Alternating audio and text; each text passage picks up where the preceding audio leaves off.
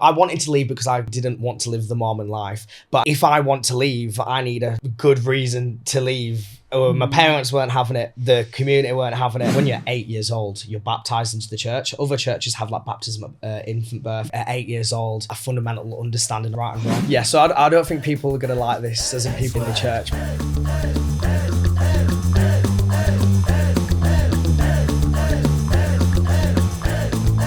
Today on the program, we have someone who was originally a Mormon early on in their life, but now they've moved on to a psychedelic kind of influence and creative influence, if you will. But yeah, ladies and gentlemen, welcome Ethan Robinson-Bule to the podcast. What I was trying to say to the people was, well, to you earlier, was obviously like this weird perception we have of Mormons and things like that. I think people have seen from the intro. I've let them know who you are. I mean, it's a bit easier. Why don't you just introduce yourself? I may as well. My name is Ethan Robinson-Bule. I grew up as a Mormon, as I'm sure we'll be getting into. And life has been a wild ride of lots of different things, and I'm sure we'll get into all of that stuff. But one of the reasons why I wanted to initially do this podcast in the first place, and why I do all my social media stuff and Meta Trip as a whole, is I feel like I've got a philosophy and a message that I genuinely do want to give to the world. Right. And I think growing up in Mormonism has helped craft that sort of philosophy. But I'm sure we can get into all of that stuff. That's crazy. So we'll hopefully understand that message. I think maybe this type of content is one of the best kind of ways to let go of that message. Because like you said, you know, you've gone from Mormonism to what we'll get into, maybe this more psychedelic kind of, we don't know yet, but that kind of thing, it's interesting because it's such a contrast to where you started, like you said, as Mormonism. Maybe you could just intro like that kind of beginning. Like, was it your parents that kind of introduced you to all that? Like, how did it start? Yeah, so it's I was always a Mormon from day zero, out at birth, always a Mormon. My parents basically got married in the church. So my mum is from Portugal, so I'm half Portuguese. My dad's from England. My mum came to university in England, and like they just happened to both be going to church. And it's a bit of a mad one because obviously like both my mum came from like poverty in Portugal, and my dad's like poverty as well in England. And like the church, in a sense, quite literally like saved them as like individuals. Like they're poor people in tough situations. They need this sort of like message and like this hope that everything's going to be okay. Right. So from their perspective, they come together and Mormonism saves them. So they're going to make this happy family within Mormonism, and everything's going to be okay. So they were originally kind of like taken in, like they were, like you said, struggling with money, that kind of thing. So are you familiar with Mormon missionaries? Yes. Usually they're sent, and a couple of them, they get sent to other countries to kind of recruit or spread the message of Mormonism. Right? Exactly. And that is how I'd say like maybe like 95% of people become Mormons. They get approached by missionaries. It's equivalent to like Jehovah's Witnesses knocking on your door. Okay. That's all I do. And they'll get approached by missionaries and slowly build you up to come to church. It's like kind of like, you know, when you get a takeaway leaflet through the door with a takeaway, I'm not going to go to that takeaway. I thought Mormonism was like, okay, I knew they went to the doors, but I wasn't thinking that was that effective. I mean, with COVID, there was a shift to like social media as their like main approach. It still definitely is now the main approach, like door to door knocking. Like it's just their most effective way, but they have cracked down a little bit on social media since COVID to like spread the message. But yeah, I was going to say, you thought there'd be a couple live streamers, maybe a couple of like IRL. That's it as well. You can knock on the door, turn it into a live stream at the same time. Maybe this is where we need to modernize this. But yeah, no, sorry. It is also interesting. I'm sorry, I'm going to poke fun sometimes. No, of course. Well, that's the interesting, because like that sounds amazing and effective, but the church knows that there's so many issues with it that they couldn't have such an open discussion about it, because I do that online. I talk about that online, and normal members can't do that, because the second you find out about this stuff that isn't talked about in church, it's different. Like Yeah. you don't talk about certain things in that community. Like it's just frowned upon. It is. Like, you don't see often big leaders of the church in long form discussions. I think I saw a discussion with like Alex O'Connor with the Archbishop of Canterbury. That's amazing. A couple months ago, I was just on the coach, had 4 hours to kill, and listened to that discussion. It was amazing. But you must witness this, and I'm really getting into it now.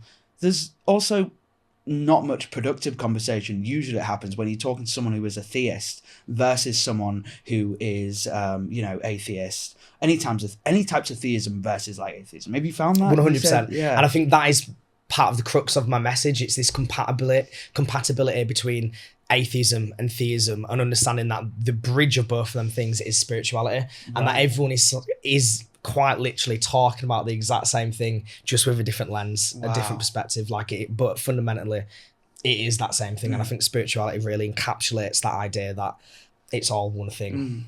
Well, I bet the viewers and listeners are a bit confused now, because we were just talking about spirituality and kind of looking forward. But let's go back then, and then we'll go to that a bit later, about your parents and how did that end up kind of influencing you. You talked about your mum or dad from Portugal and in England. Now, are we in England right now? And you're born England, Leeds. I was born in Leeds. But I mean, there is a lot of great things about Mormonism, which is why, like, obviously there's terrible things which I'll bash, but like there is beautiful things about Mormonism, specifically the community. Like, I grew up in a very, very rich community. Rich as in culture, not as in money.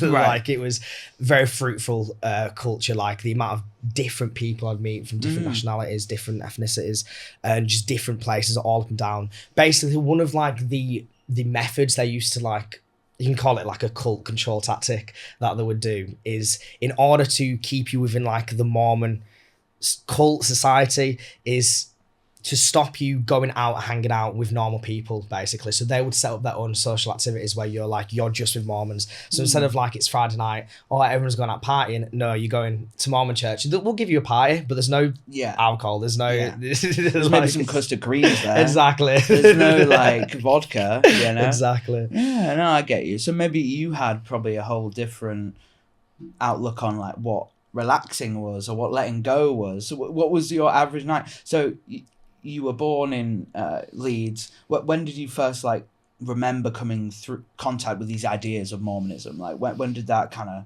Well, that's the thing. I think that I never remember a point where I didn't. Like, it's always been from...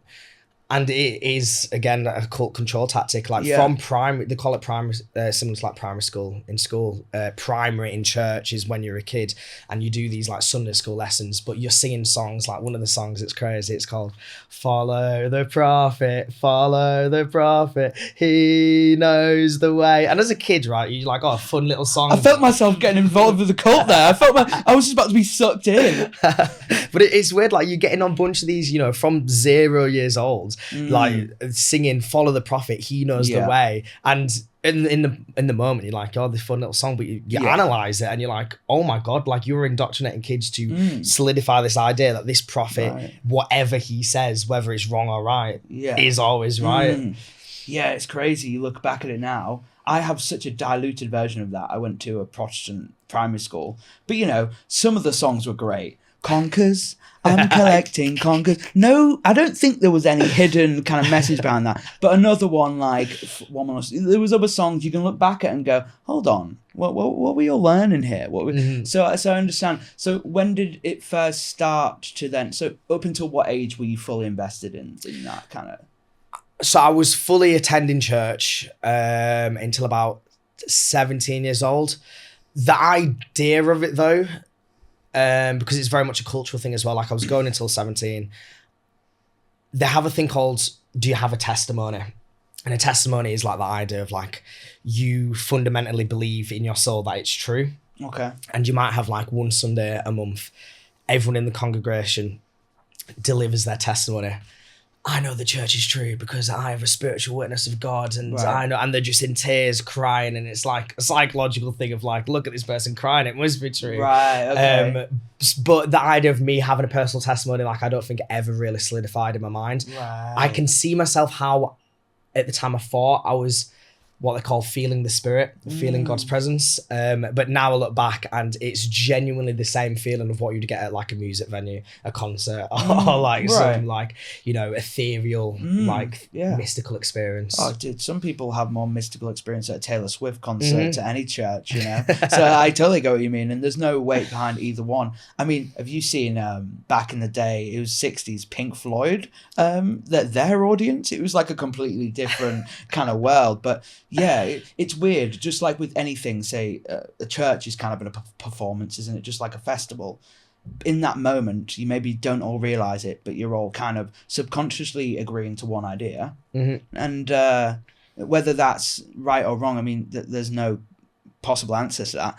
But you were saying at 17, that was when so from young, are you always meant to every month have this testimony, have this, or is that when you get a bit older? That seems kind of intense as a 7-year-old. Yeah, like they weren't going 7-year-olds stand up. But like as a teenager, like probably the you know, so like you've got different like so it's different between men and women, but because they're very sexist in that way. But for men, you've got these different like quorums of as you progress with age. So as soon as you turn 12, to go even before that, when you're 8 years old, you're baptized into the church. Other churches have like baptism at infant birth, basically. Yeah. This one's 8 years old. Is it? Infant baptism. So you were baptized at like 8? At 8. And the reason for that, the Mormon logic, is because they think at 8 years old, you have a fundamental understanding of morality, of right and wrong, so that you can have your sins washed away. And 8 years old is clearly way too young to even have an understanding of like anything.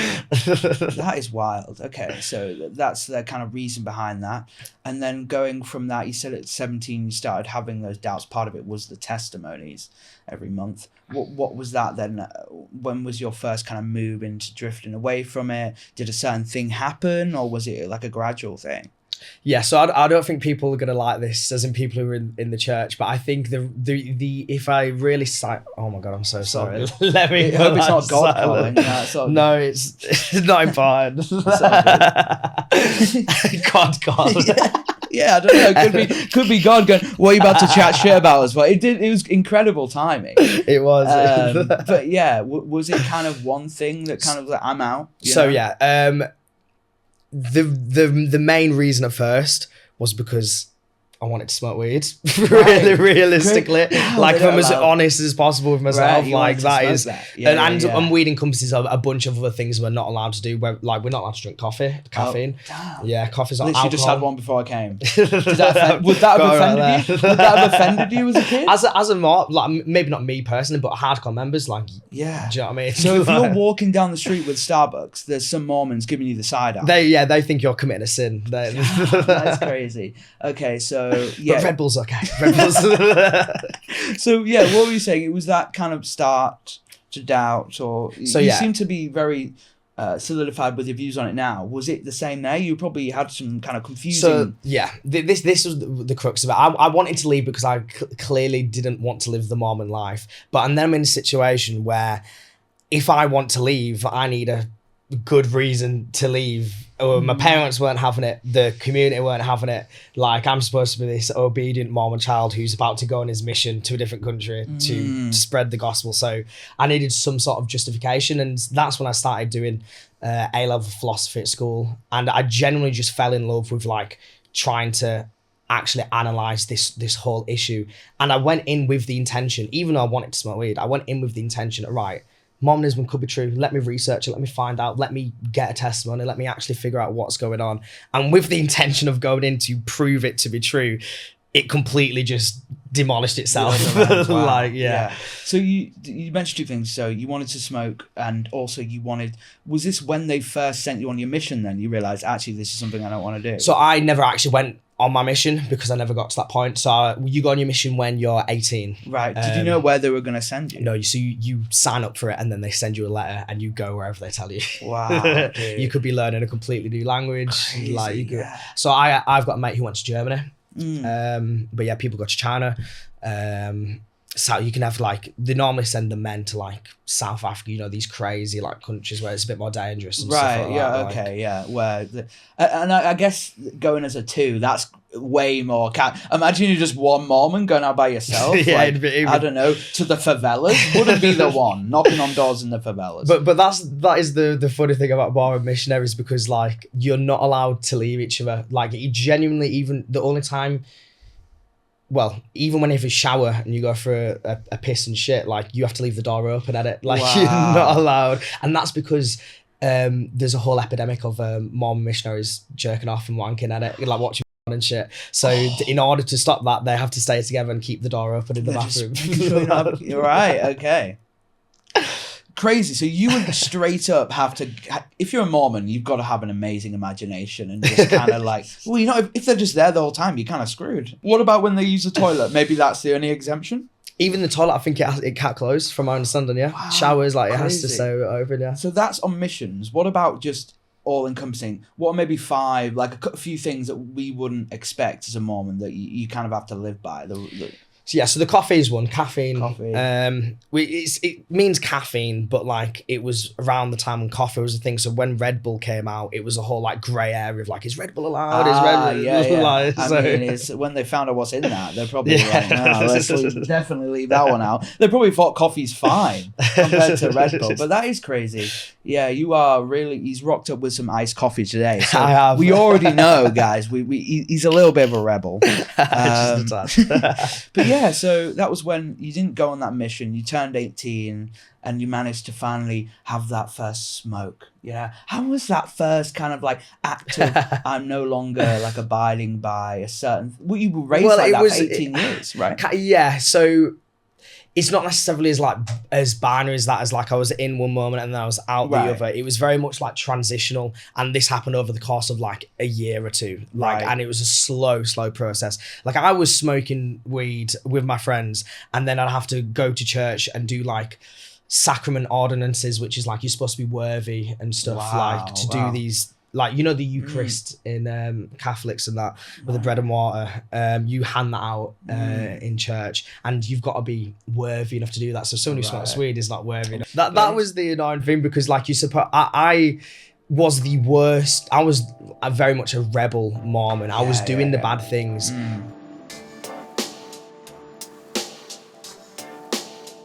Do you reckon you influence other people to kind of leave that? This. I'd like to think I had a big impact on that, because basically, as I said before about the column dances, these parties that they'd throw to keep you in Mormonism. This happens from the age of 14 all the way to your 18, but I only did it till 17. But these dances, all up and down the UK, I was going to, you know, whether it's in Scotland, in Leeds, in Birmingham, and, you know, over 4 years, you're meeting all these people, you get them on Instagram. Yeah. When I found out about this stuff, I'm like, oh my God, everyone needs to find out about this. How do people not know about this? I put it all over my story, which means all of these kids that I've met throughout my Mormon history, all up and down the country, suddenly had loads of questions that they didn't know, would go to their bishops, and it like notified like people higher ups in the Mormon church that there's like loads of people that are having all these questions. It was so weird. I had so many people, it was such a mixed bag of like people going, oh, thank you for letting me know about this, to other people going, why are you saying this? Like, you are the devil, like this is not appropriate. Like, so it was such a mixed bag. But what's nice now is, now that it's been years, there's been a few people who, you know, called me the devil, said you're being like an idiot here, who have now come and apologized to me and be like, I'm sorry, like you were right. Like this is all like that bullshit. Must feel good, because that must have felt like at points where you were getting those kind of what do you say, like not death threats, but people saying you're the devil, saying that quite literally thinking I'm the devil. Wow. Yeah, no, that is wild. And would you say is there anything you miss, or is it kind of like all you know, I'm glad that's behind me, I'm hoping everyone else who I used to know is okay?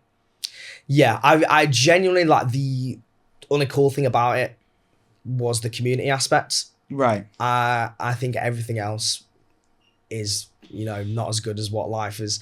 I mean, now I've got a community now, so like that doesn't even matter. Yeah. But yeah, like I think that was really the only good thing, the community aspects, to be honest. Yeah. Well, and you're seeing that with a lot of people now. Loneliness figures are going up. Not saying join Mormonism, guys, but what interests me is when you were talking about that influence of you messaging those other people on social media or Instagram? Because a lot of the things we see about Mormonism, the viewers at home will probably agree, is like these American documentaries, and we don't. Well, I haven't heard much of it over here in the UK. Would you say? I would question that and go, why aren't more people having openness to more information? Because these people in these churches are now on Instagram and things. Wouldn't you say they're less likely to be encapsulated, like grasped by this idea? This kind of like... I think it's a tricky one, and I think that's the issue with all religion, in that it's I mean, Sigmund Freud has this theory, I don't know if you heard of it, like called wish fulfillment, where religion is the answer to our wishes. As humans, we have no idea what happens after death. The best idea is that there's life after death. So right. This intrinsic to the idea of religion is that it's beautiful, and that like it fixes the problem of us not knowing what the fuck's going on. And I think whatever religion that is the reason why it's beneficial. And Mormonism does have slight differences to other religions that do make it very appealing in that like sense. Like, for example, one of the things you might not have known is that the idea of Mormonism in the afterlife, when you go to heaven, is that you become God and you create your own earth. I did not know that. So yeah, the God that we imagine now, you become that in the next life, and you then create an earth and a universe. Wow. Okay. So is this like a common knowledge, knowing that multiple universes, like in terms of like if my dad dies, he's going to own his own universe, and he's going to kind of... That's crazy. I mean, I can see just from saying that I would have questions. Did you see yourself having questions from young, or when did you first start having like these questions? I think I always had questions, but until it genuinely, the turning point probably was when I started A-level philosophy in Christianity, because that taught me how to like critically think and analyze these religious understandings. Before then, I didn't have the educational understanding to be able to like critique my teacher, who is 50 years older than me and has been in Mormonism for ages. The second I did even a few months of that course, I was coming in with questions and people just could not answer them. They had no idea how to even tackle it. Like, and that's when I was like, okay, wait, no one has a fucking clue about any of this shit. Yeah. How is your life now then? Like, what? Let the people know. So, obviously, Ex-Mormon, what are you up to now? What are you doing? In terms of like just general how it feels to live life from being in Mormonism to after Mormonism, like it is just so unbelievably freeing. And this is coming from this perspective of someone who grew up in Mormonism but never even fully believed in it properly. I imagine, because I've got friends who were in it even more than me, like not necessarily like I was going as much as them, but their testimony was stronger. Like they just believed it more. And I look at them, and the difference from them coming out is even more. Like they're even more free. Like because it's like, you know, the chains were heavier, so to speak. Like they're even more free when they take it off. Yeah, that would be, and it must be satisfying, or to some extent, you seeing those people maybe realizing some flaws in it and what you believe coming out of that. What would you say then? I've heard something about special underwear. Can you clear this up? It was someone talking to me about it. I didn't really understand it. Do you, as a Mormon, do you have to wear like special underwear? Yeah, so this only happens once you're married in the church. So I never had to do this. Sure. My parents did. And basically anyone who has been married in the church has to wear this underwear. They're called garments, basically. You get them at the temple, which is like the equivalent of like a mosque. Right. It's very secretive in that sense. It's got links to, I don't know if specifically the underwear, but a lot of things that happen in the temple. There's a lot of links to Freemasonry. Right. So it's very culty in that sense, but it's basically like a metaphor for like, what do you call it? Celibacy within okay. So marriage. both the man and the woman wear it. Yes. Okay. So we're like, definitely nothing's going to happen. It's kind of sealing that away. Damn. But like you said, when you were that age, it was just kind of normal. Like your mum and dad wore underwear. Yeah. It is. I don't know if you've seen a photo of them. No. what it looks like. We'll put one up now. If we can.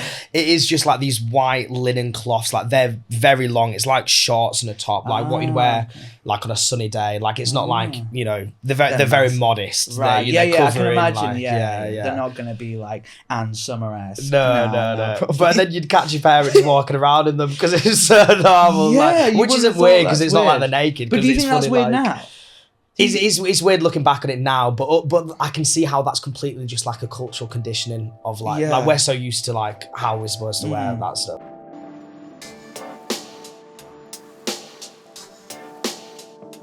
It sounds like this convincing and believing Mormonism was mainly on your own agency, something you thought of yourself. Would you say, like, you also talked about you kind of convinced other people to be open up to other ideas. Do you want to talk a bit about that? Yeah, well, I think it's all on that CES letter. As soon as I read that, my whole understanding of Mormonism just like fell. They call it in like anti-Mormon culture the breaking of the shelf moment. Like you've got all of these, maybe throughout your whole history as a Mormon, you've heard these like anti-Mormon things and like, oh, that could be true, and then there's just one thing that just breaks the shelf and like, yeah, it's just I can't defend this anymore. Like it is so completely out there. And I think that CES letter, because it just so scientifically, so like well said, demonstrably just breaks down Mormonism as a whole. From my perspective, there is absolutely no way you can logically justify Mormonism to the point of which where it's like, why are we believing in this? Like this is wrong. Like on every level. Like. No, and that's a lot of people do that, and at our age, a lot of us are brought up Christian in the UK. You go to sixth form, you go to university, you on your own a lot more. You have you're opened up to more ideas, and now you have gone from that. It's just interesting when we talk about logic, and then like a religion, because then we were just talking about before. It's like, well, this must be so hard to kind of. You're like, this CES letter, I'd love to know more about it, but you have access to this information. And then you're trying to convince someone who was raised connected to this divine power. You are young, so you don't have that kind of... You're naive. So do you get what I'm trying to ask? Like, how do you convince someone of that? Yeah, so I think it completely depends on the person and the upbringing. So, for example, for me, my sort of like philosophical narrative was born into religion. So technically I believed in religion. It was all that I knew. I read the CES letter, and I go into hardcore atheism, like materialism. Right. I like, fuck God, fuck everything, like Bible's false. Everything's like, nothing about this is true. No religions have value other than like community. And then from atheism, it took me down the path to spirituality.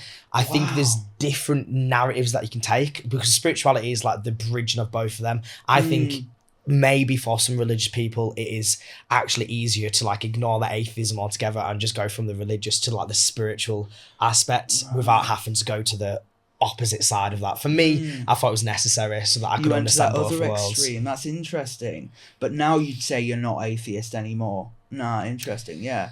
So so what would you say now? So obviously Ex-Mormon, what would you say your kind of idea of whether there's a divine power or maybe purpose in life?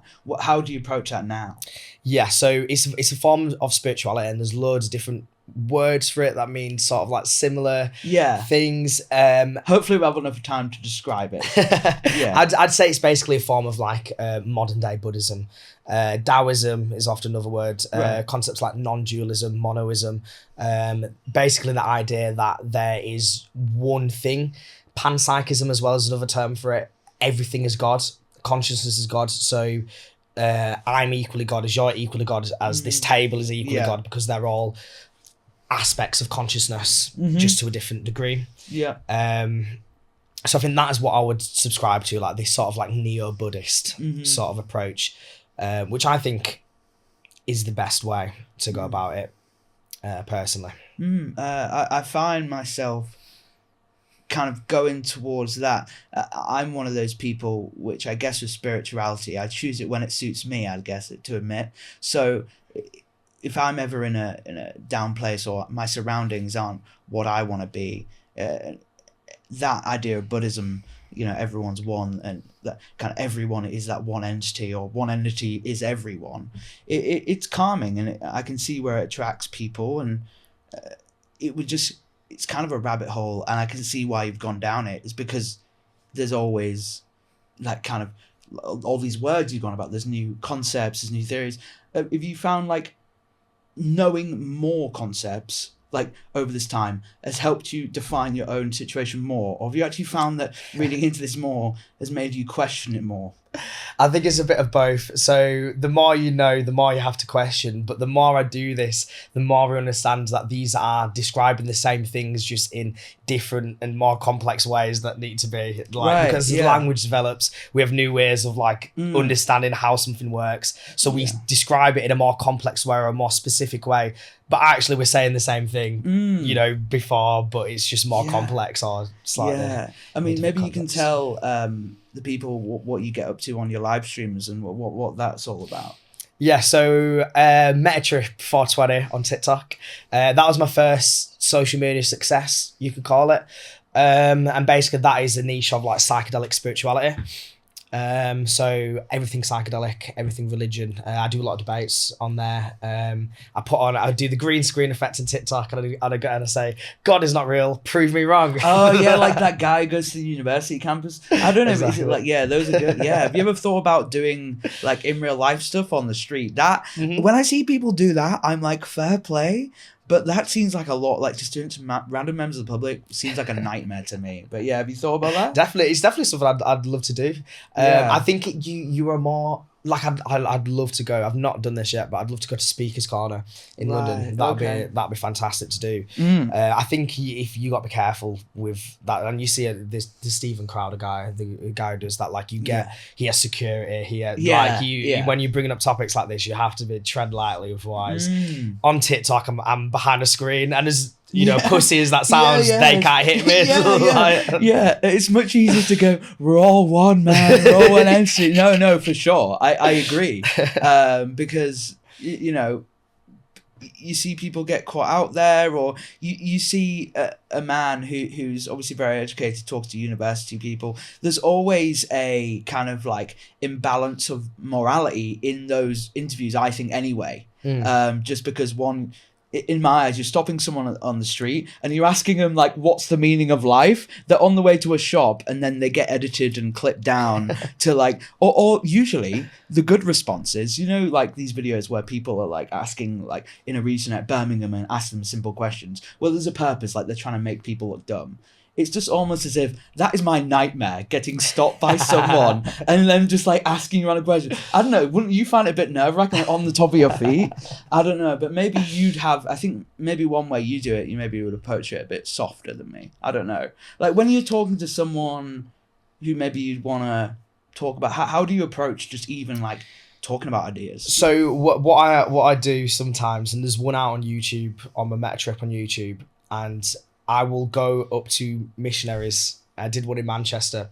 Whenever I see rogue missionaries on the street, they'll always be speaking to someone. I'm like, speak to me, guys. Come speak to me. Oh, you just kind of like reeling them in. Okay. So I'm like, do you want to have a conversation? And we'll put on YouTube, record it. I've done this once, and it was like an hour conversation. Wait, was this the video on YouTube where you went in this kind of room with the two guys with shirts on? Yes. I've seen that. I watched half an hour of that a few years ago. It's a little hazy. Yeah, it was. So you interviewed two Mormons? Yeah, missionaries. Yeah. How did it go?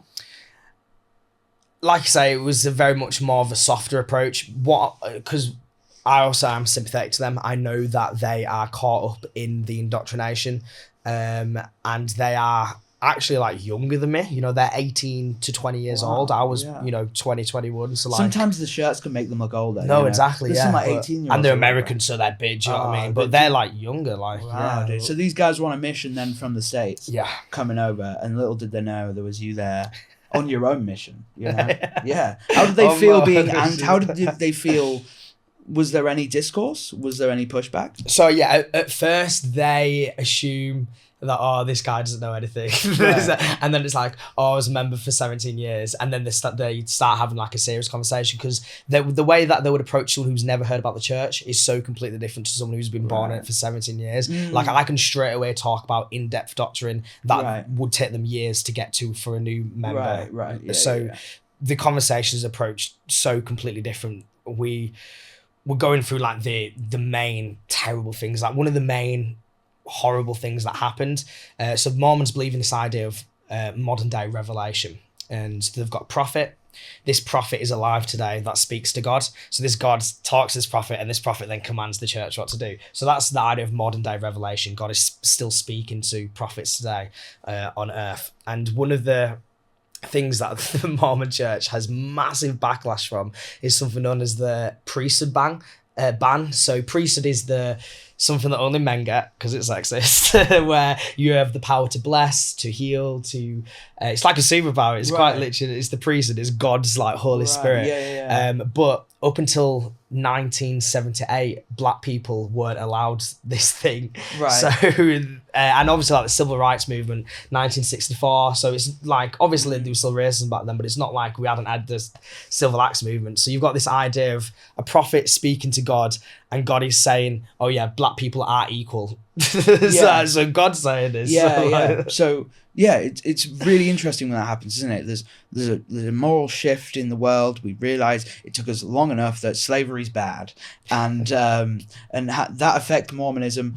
I'm guessing, was there then a branch of Mormonism that kept that original idea, and then there was a branch of Mormonism that went, look, we're not racist? Like, what do you remember how that went? So for that one specifically, because that was in 1978, I think the strains or the different sects of Mormonism had already sort of like developed into fruition enough that they'd already been like solidified in that way. Whereas if you go back like 100 years ago, before that, it's the same thing but about polygamy.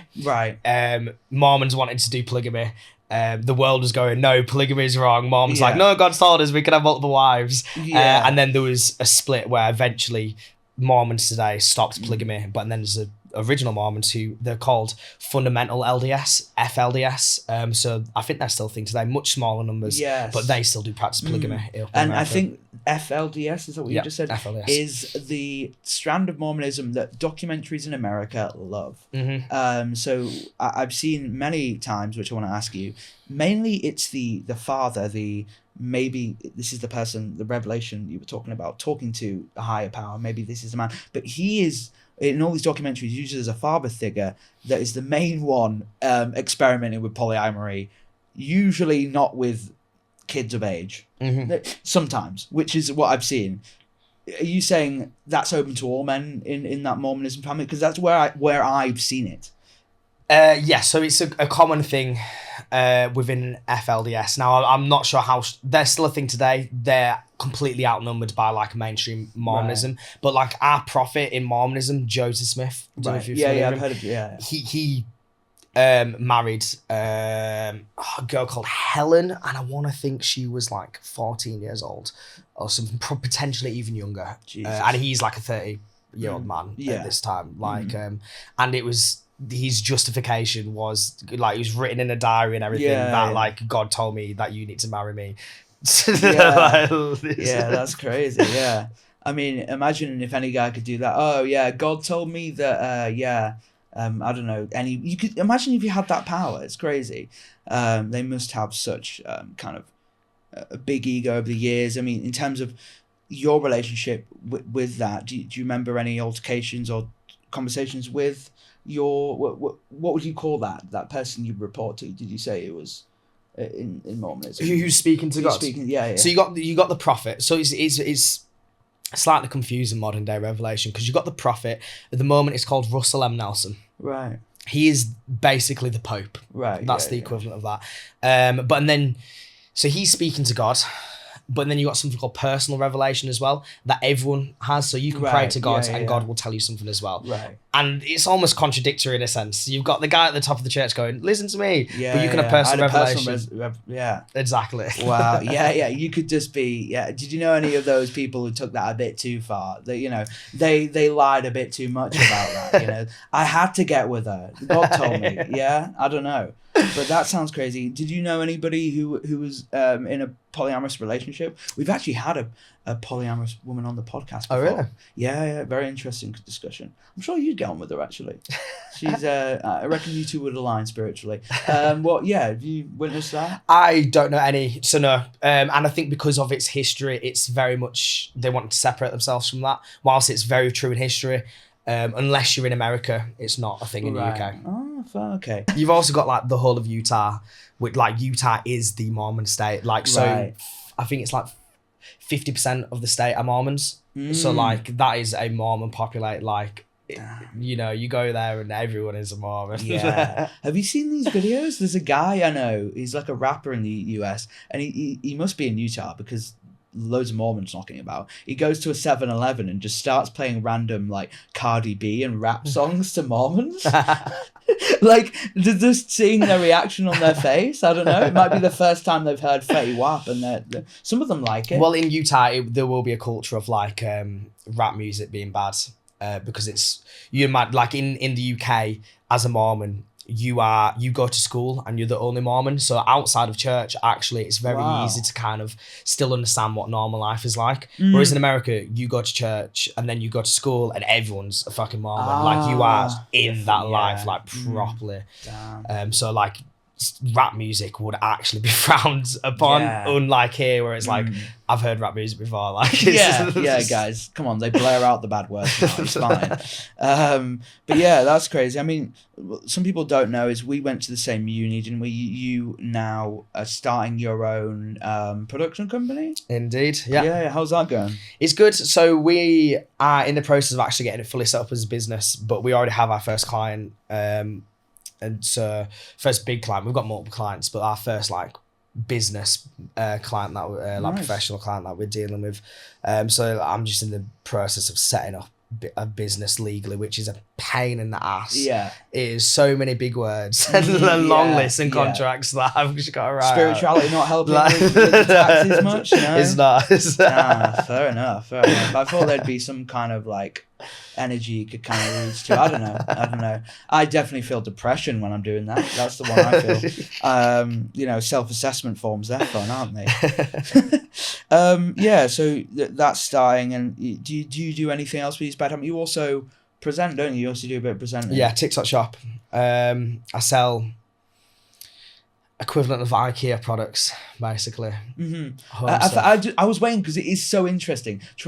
There's so many different ways you could describe your job, but the one way I'd love to is like a modern TLC kind of telemarketer, but I think you have a harder job than them. So back in the day, look at this jewelry, guys, phone in, come in now. But by the sounds of it, what you're in now is much more competitive. This TikTok selling, what's it called? TikTok e-commerce or whatever? Yeah, TikTok selling, TikTok e-commerce, yeah. It is competitive. It is brutal in that sense. I'm very lucky in that I genuinely enjoy it. It very much links with my personality and what I want to be doing. You know, I've done other jobs before and time just drags. Time is like, I'm like, what am I doing here? I do this job and because I'm just constant, like I don't have a second to breathe. I quite like that. Like I do the shift in about like it's 6 hours, but it goes like that. Have any funny moments, like any awkward or funny moments from when you were trying to sell or anything that you're open to talk about? Because being on live stream for 6 hours must be not like humbling, but like, you know, you're exposed for a long time. You do get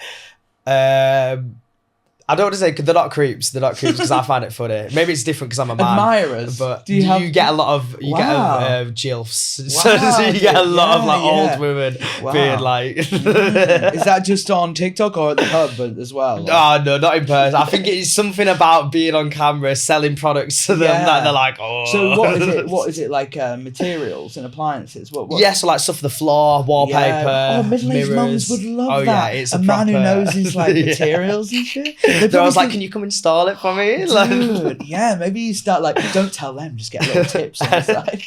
Delivering Linda's like fucking plywood. No, that's good, man. And do you think that's something you want to do more of? More presenting? More? Presenting is something I've always loved. As a kid, that was one of the things I wanted to be, a presenter. So it's mad that now I can say I'm technically a presenter. Yeah. It's weird because it's like, as much as I'm selling products, like it's the Ethan show. It's you.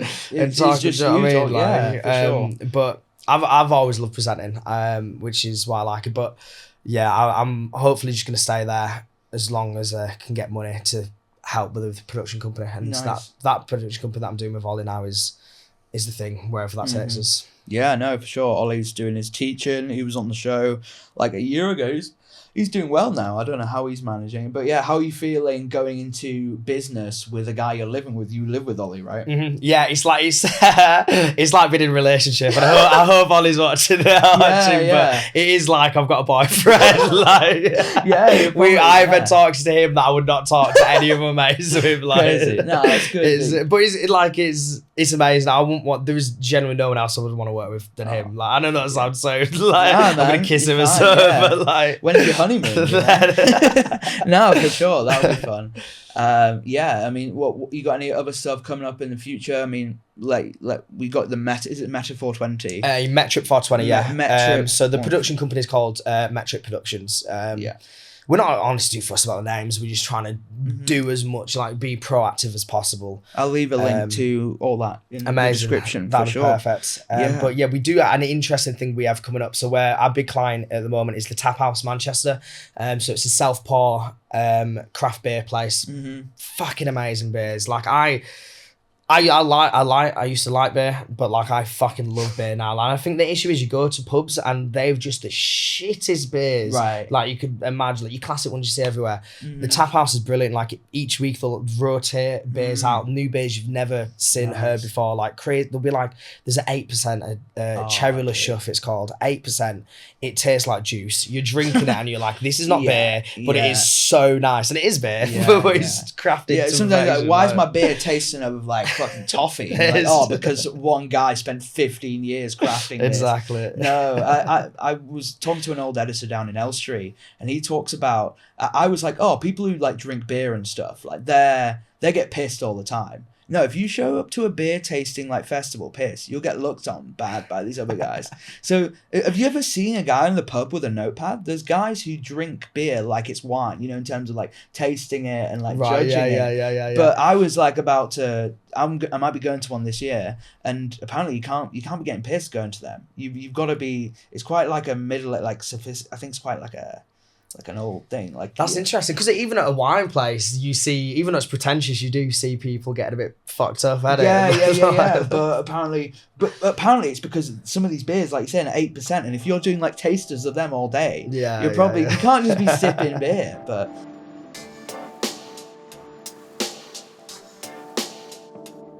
the CES letter is for people in Mormonism, for people who are maybe trying to figure out if spirituality is the right way. One of the things that I think can pretty clearly objectively prove spirituality is the idea that separation is an illusion, and this is the idea known as non-dualism. That essentially suggests that that separation is completely illusory.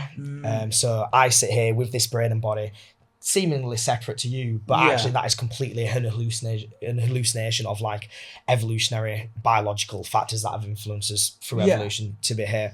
And I think if you look at the way the language is set out, and this is a common theory in philosophy known as structuralism, about how language is simply a placeholder for words. A tree is only a tree because it's not grass.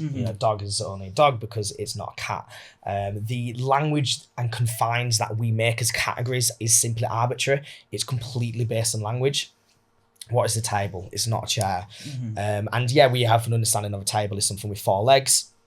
Sometimes tables don't have 4 legs. Like the language of this is so culturally conditioned to what we think. It's really cool with swear words. I did talk on swear words in school, and it's like in the 15th century, fuck was like a completely common used word. Like it was not a bad word. Like absolutely not. But now, like, fuck is like terrible. Yeah. But and even now, what you're noticing is fuck is becoming, sorry for swearing so No, much. it's cool, man. You can swear. But like fuck now is becoming so commonly used that it's losing its emphasis, and it's becoming less as like a potent word. Yeah, and we're gonna start to replace that in the future for a Yeah. more potent word, and then over time that word becomes less potent. So this idea of language being arbitrary is objectively true. It's based on cultural conditioning, cultural factors, and when you understand that from a scientific and philosophical lens, you understand that the separations that we've created are purely based on language. There is no real separation, and if you follow the evolution, the causal chain from the Big Bang evolution, this is just a causal chain where we start as a singularity, which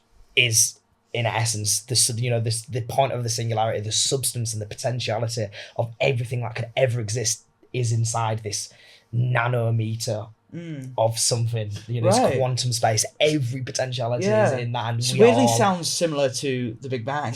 I'm sorry we're short for time and we've had some technical issues today, but if you guys do want to check Ethan out, you've got your Meta Trip Productions on Instagram online, and Oliver, your partner in that production company, will also be linked down there before. Bit short for time, sorry I couldn't get it all in today, but we'll have you back for another time. Is that cool with you? That's perfect, that sounds cool, right, man. Check out all the links. We're available on TikTok, YouTube, Instagram. We're back up and going now, and let me know what we should talk about with Ethan next time. I'm sure you have a lot of questions about Mormonism, basically anything. This guy talks about anything. But I appreciate you coming on, man. And thank you, man. Sorry about that issue before. No, it's all good, man. It's all good. Sick. Cheers, man.